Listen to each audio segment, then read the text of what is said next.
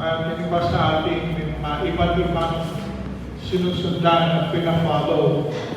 Yung iba naman sa atin ay may mga followers. Alam ko, pag marami na ang followers ng isang tao, ay pwede na niyan ma-monetize.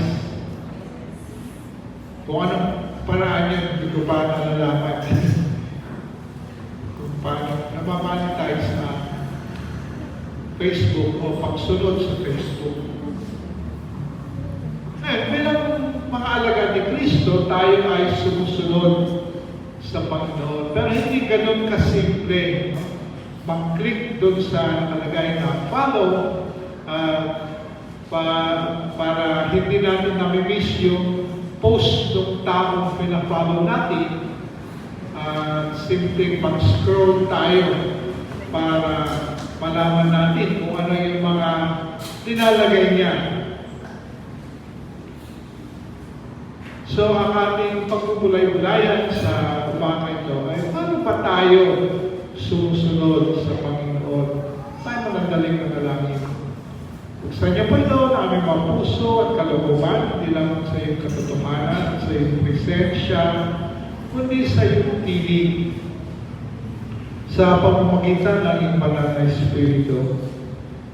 Gamitin niyo ako, ang iyong paglingkod, upang ang iyong mensahe ang siyang naming maunawaan, maangkin at may sa buhay.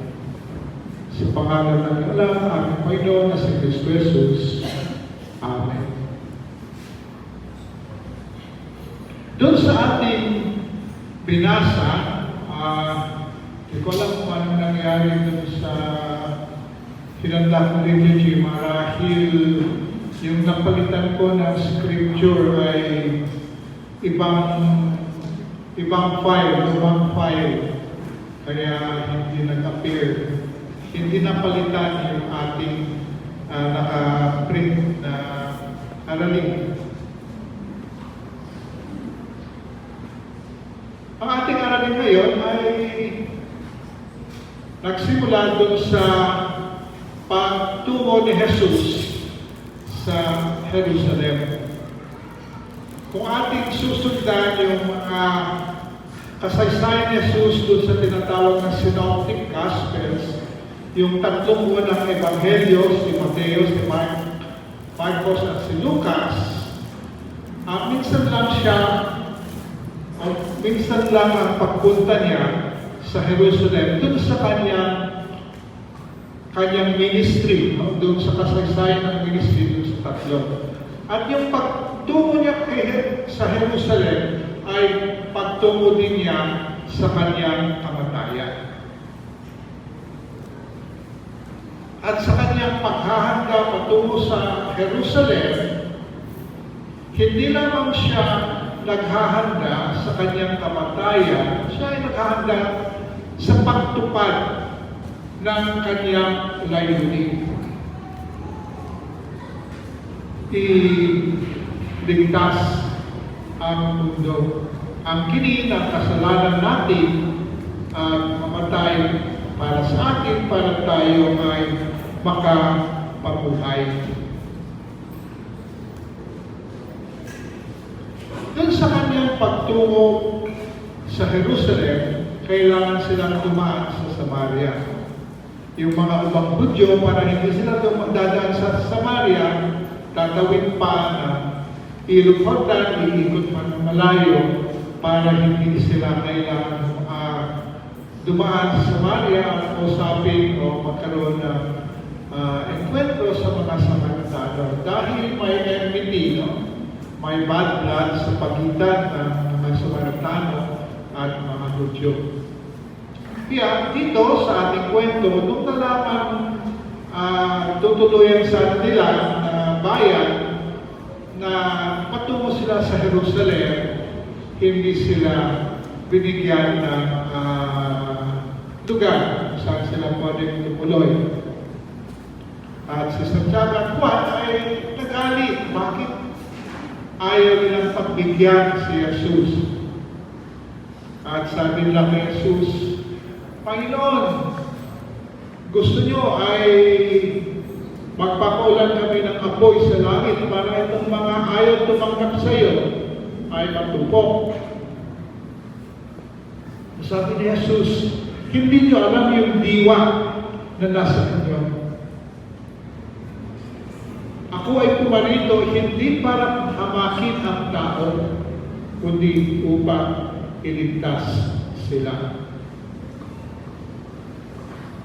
Ang problema na pinakita ng ating binasa ay hindi yung tugon ng mga Samaritano kay Jesus, kundi ang tugon ng kanyang mga alagad sa mga Samaritano. Mga Samaritano hindi tumanggap, ayaw pagbigyan si Jesus. Maaring isang pag-alyaya sa atin ang pagkulay-kulayan natin ang ating sarili. Kung minsan, madali tayong makakita ng kakulangan ng iba at hindi natin nakikita yung ating mga kahinaan, ating kakulangan. Kaya nga merong sinabi ni Jesus, bago mo alisin yung puwing sa mata ng iba, tanggalin mo yung lag doon sa iyong mata. Kasi mas madali natin makita yung mga maliit na pagkukulang ng iba kaysa yung mga malaking pagkukulang natin. Ang isang tanong dito ay, ano pa yung diwa na nasa atin? Ang diwa ba natin ay diwa ng pag-ibig, diwa ng pagbigay ng buhay sa kapwa, o mas madaling makaisip tayo na mapahamak na lang sila? Diba? Minsan pag tayo ay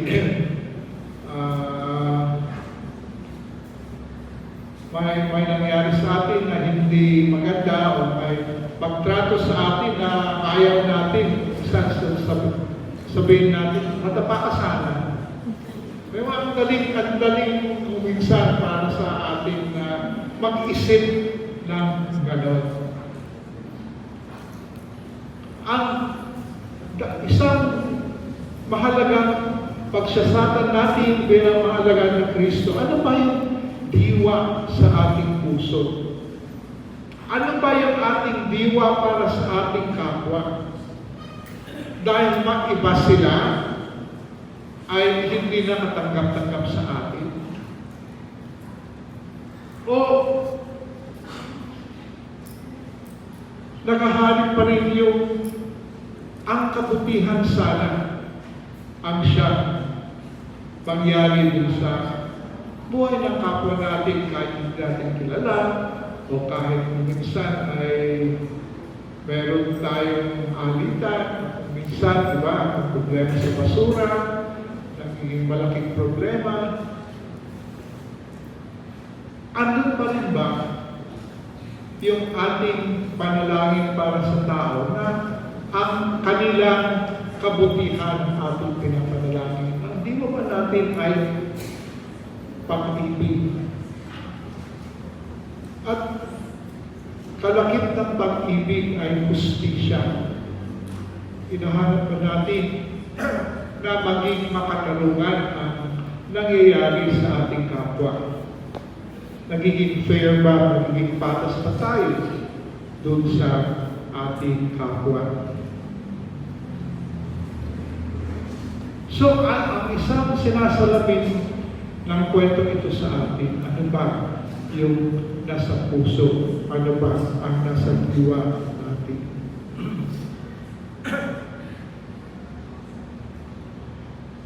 Doon sa pagpapatuloy ng ating kwento, merong taong nakita sa Jesus at sabi niya, Panginoon, ako ay susunod sa iyo.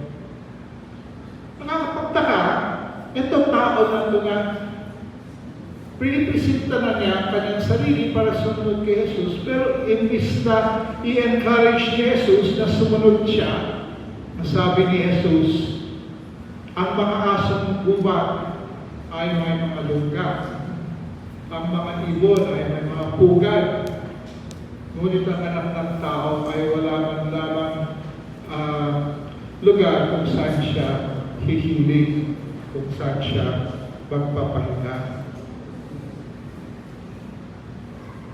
Bakit kaya ganon?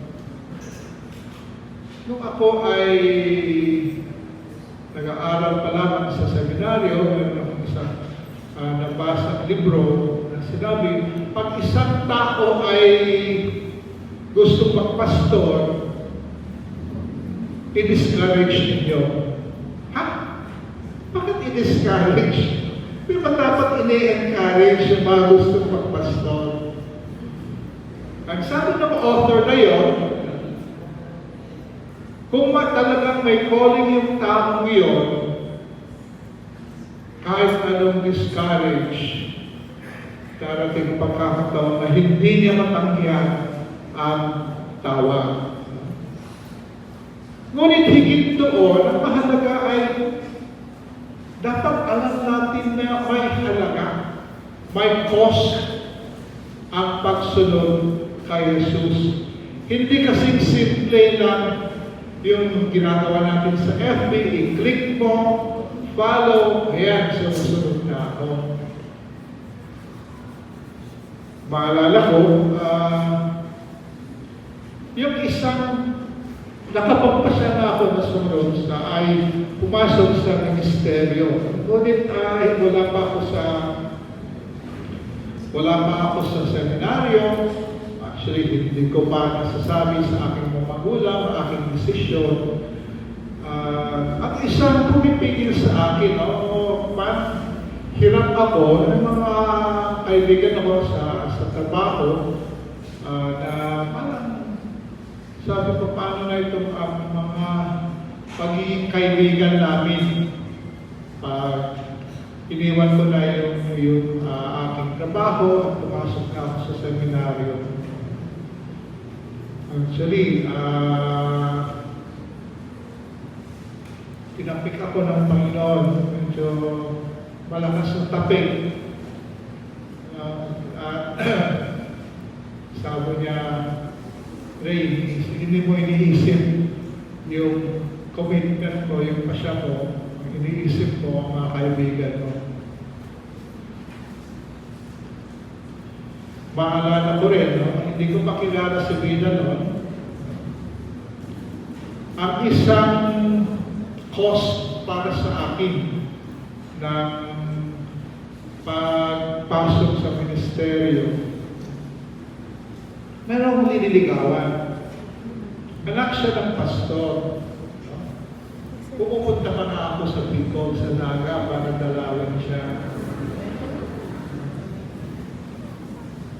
Ngunit, dahil doon sa karanasan ng kanyang ama, hindi niya nagustuhan yung trato ng simbahan sa kanyang ama, kaya galit siya sa simbahan.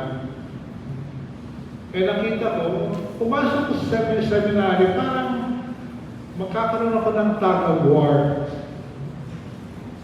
So, sabi ko sa sarili ko, sorry na lang, hindi ko na itutuloy itong pag-ikaw dito sa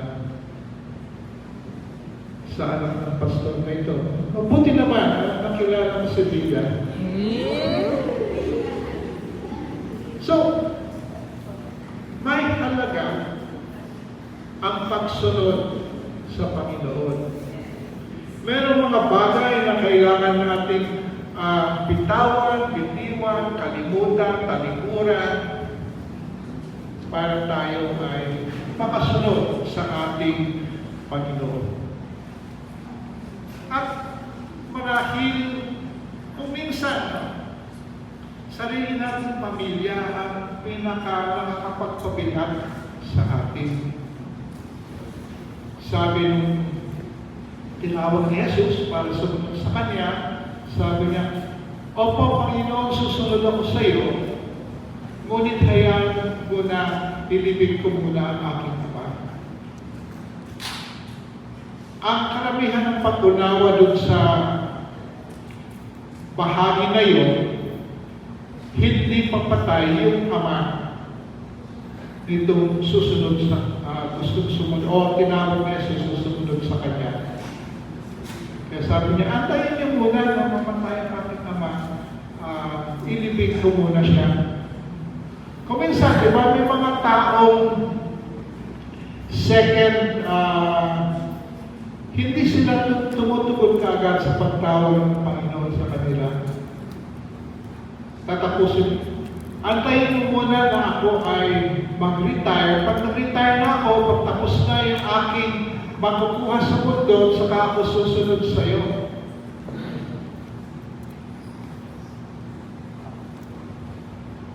Maalala ko nung ako ay nagpasya na pumasok sa seminaryo. Actually kasi nagtuturo ako ng physics sa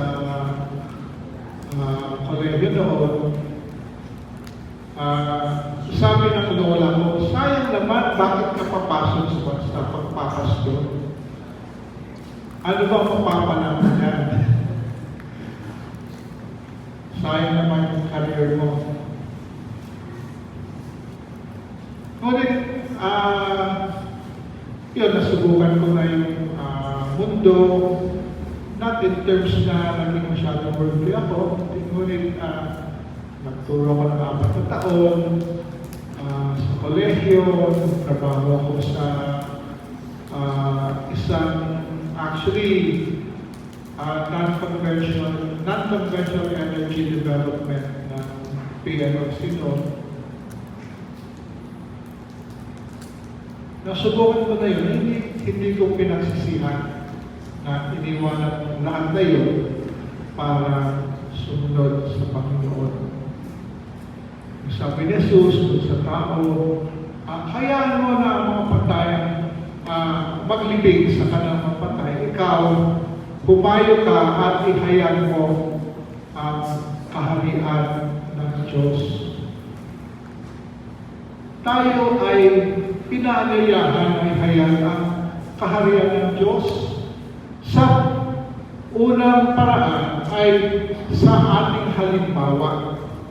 Ipakita natin sa iba ano ang buhay ng isang pinaghaharian ng Diyos. Ano ang buhay ng isa, si Jesus ay nasa puso at siya ang naghahari sa ating buhay.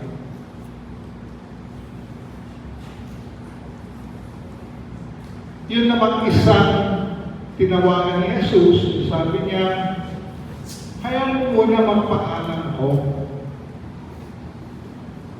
sa aking pamilya, sa aking magulang. Wala namang masama ng magpaalam. Actually, ako nga, paalam. Pero may sense dito na hindi lamang magpaalam, sabi nga ni Jesus,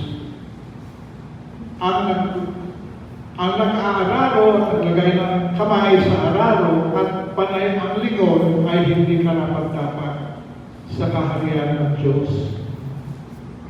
May mga sense na kailangan tayong lumingon. Siyempre sa ating pinanggalingan, bahagi ng ating paglago bilang mga alagad ni Kristo ay lumilingon tayo sa pamagitan ng pag nag-aaral tayo ng banal na kasulatan. Ito ay isang paraan kung paano tayo lumilingon. Pero hindi ito ang ibig sabihin ni Jesus na paglingon. Sinasabi niya, pag nag-desisyon ka na sumunod kay Jesus, huwag kang dalawang isip. Huwag kang magpurong sulong na kung minsan, o sige, magiging tapat ako. Kung minsan, ay, tinatamad ako. O mas mahalaga ito, o maintindihan ng Diyos. Diba? Kung minsan, meron tayong mga kompromiso ng linggo. At yung ating sinasabi, maintindihan naman ako ng Diyos na kailangan unahin ko to at hindi ko uunahin na magsambal o ang aking ministry. Kailangan, pag tayo ay nagdesisyon na sumunod sa Panginoon, huwag na tayong alinlangan. Ituloy natin, lagay natin ang ating kamay sa araw at tayo ay sumunod. Binibigyan tayo ng mga ibang-ibang paraan para tayo ay makasunod sa Panginoon. At ang sinasabi ni Jesus dito, yung mga paraan na yun ay hindi kikilos na hindi mo ginagamit ang mga paraan na yun. Binigyan tayo ng boses. Di umawit tayo. Gusto natin umawit sa forum. Mag-practice tayo, maging tapat tayo sa practice. Alam natin na yung pag-awit natin sa koro ay hindi lamang music. Mahalaga na galing sa puso natin yung ating mensahe. Kaya mahalaga din na hindi lamang tayo mag-attend din sa practice. Attend din tayo din sa Bible study. Mag-attend din tayo din sa ating sariling mga grupo na kung saan tayo lumalago. May 4 na taon na kami ay nabistino sa Church of the Risen Lord sa UP. At yung music director namin, panahon na yun, may panahon na, yung music director, nagbuo siya ng small group ng mga scholars ng simbahan na nag-aaral sa College of Music.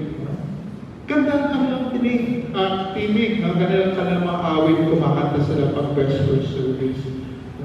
Ngunit, hindi mo matatanggap dito yung kanilang awit. Kasi, umaawit sila dahil sila scholar. Umaawit sila hindi dahil gusto na maglingkod sa Panginoon. Umaawit sila dahil requirement yun para ma-maintain nila yung kanilang scholarship. Mahalaga na andun tayo, bahagi natin ng ating ginagamit. Tayo ay umaawit. Galing sa puso natin ang ating awit, hindi lamang sa ating diaphragm, hindi lamang sa ating lungs, hindi lamang sa ating labi. Mahalaga galing sa puso. Ang anyaya sa atin ngayon, siya sa atin natin ang ating sarili bilang mga alagad ni Jesus. Tayo ba ay nagbibigay ng kasiyahan sa ating paglilingkod? Meron ba tayong kakulangan? Kung sa ating pagsiyasat ng ating sarili, meron tayong kakulangan, kahinaan, hilingin natin sa Panginoon, Panginoon, ito ang aking nakikita kakulangan ko. Tulungan mo ako para mapuno ito. Kayo, Panginoon, ang magbago sa akin kung ang aking puso, aking kalooban ay kulangan. Ikaw ang magbigay ng pag-ibig sa akin kung ito ang kulang. Ikaw ang magbigay ng commitment at consistency sa akin kung ito ang aking kulang. Panginoon, hindi ko kaya umasa sa aking sarili, aking lakas, ang aking tunay na pag-asa ay kayo.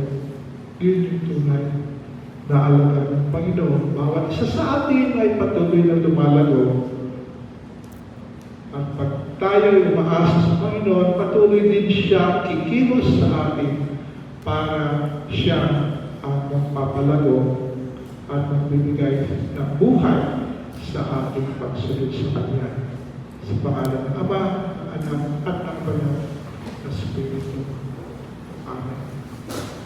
Tayo po ay sandali pa namin.